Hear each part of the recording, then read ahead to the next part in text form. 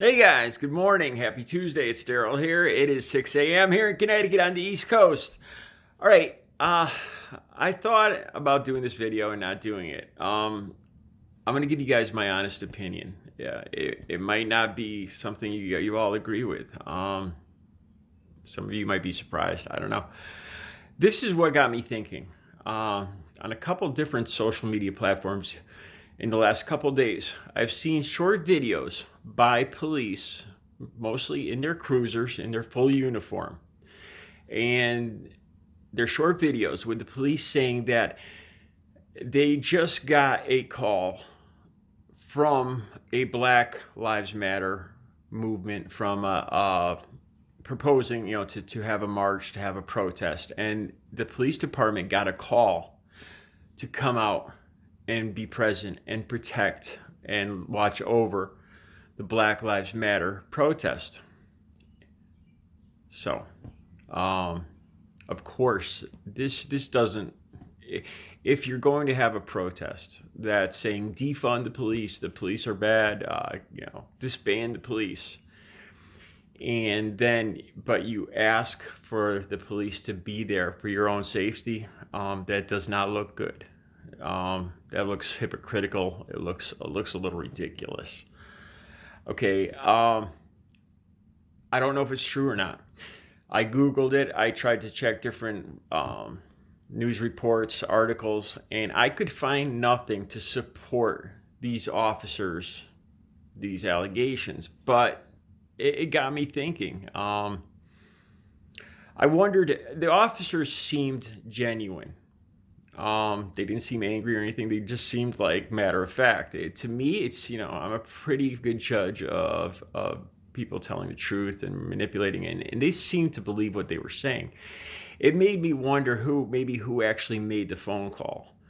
Was it the actual Black Lives Matter protesters, the people or the organizers, or was it people in the area, people that were concerned about their businesses? That I could understand. Was it somebody misrepresenting themselves as Black Lives Matter organizers? But it just got me thinking. Like I said, it brings up a good question. When you're talking about flat out defunding the police, disbanding the police, I've actually seen some of these protesters saying, get rid of the police, we don't need them, we can police ourselves. I don't agree with that. I don't. If I'm going to be realistic here, law enforcement provides a very vital protection for the people of this country. I do not believe we can get rid of the police department. I don't think it would be good for anybody.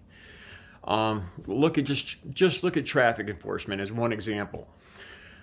If there were no police, if there were no speed checks, if there were no drunk driving checks, there would be nothing but there'd be mayhem and a bloodbath on the highways, literally. A lot of us speed. A lot of us don't realize they're speeding. And then when I was a younger driver, I remember pushing the limits and going 100, 110 on the highway. And this is, we can't have this.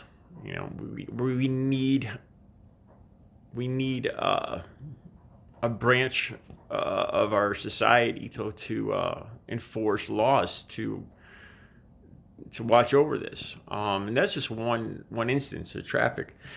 And then, the bottom line too is we are a violent people. Human beings can be violent, and our society in particular is violent. We are. I'm even guilty of this, watching a movie, and I'll cheer, when the blood flies and splatters. We are a violent society. Take, for instance, the Sandy Hook massacre here.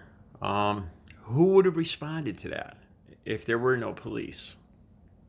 Or these other mass shootings. It's not realistic. Of course, we need a police department, without a doubt. So, what's the answer? Bo, I know I keep bringing up Bo, but I admire his, like, he brought up a solution, or he brought up a point that having an elected a sheriff people that higher up in the police department that are elected, forces the police department to consider how the community looks at them, how they're doing their job. It forces them to be accountable. That's a great point. That's a great observation. I honestly hadn't thought of that, and I never heard anybody else think of that. It seems to be more of a thing in the South with the sheriff being elected. But that's a great point.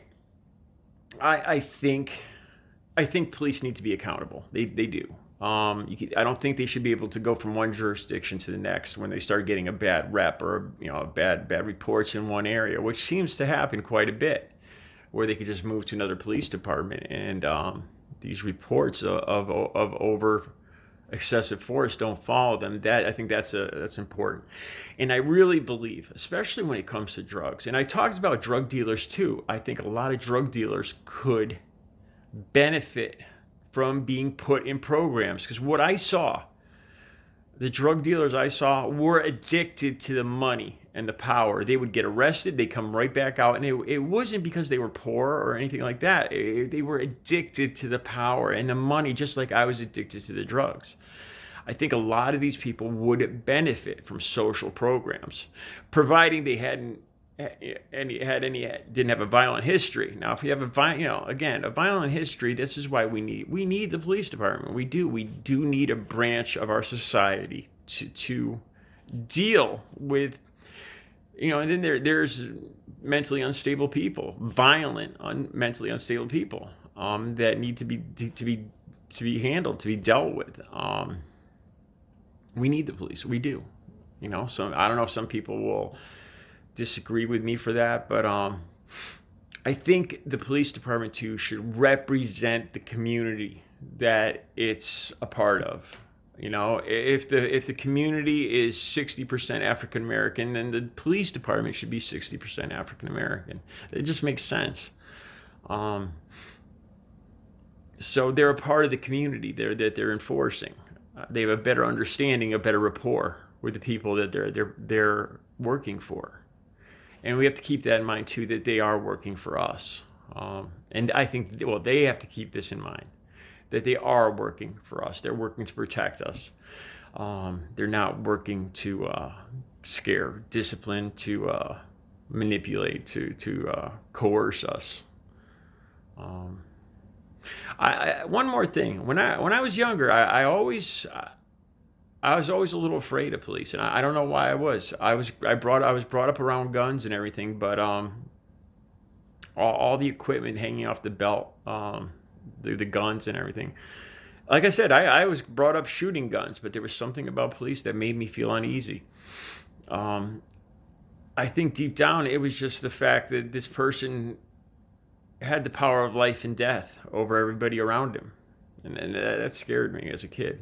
I'm not going to try to get into deep psychological stuff here, but I remember that. And like I said, the weird thing, I grew up shooting guns, so it wasn't just the guns. There was something else about it that made me didn't really make me feel safe, to be honest with you guys.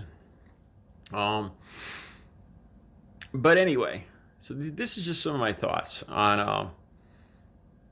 I don't know. I don't know as far as these police allegations, these couple of social media, where, like I said, I saw these videos with police saying that they got a call from the Black Lives Matter organizers to be there to protect them.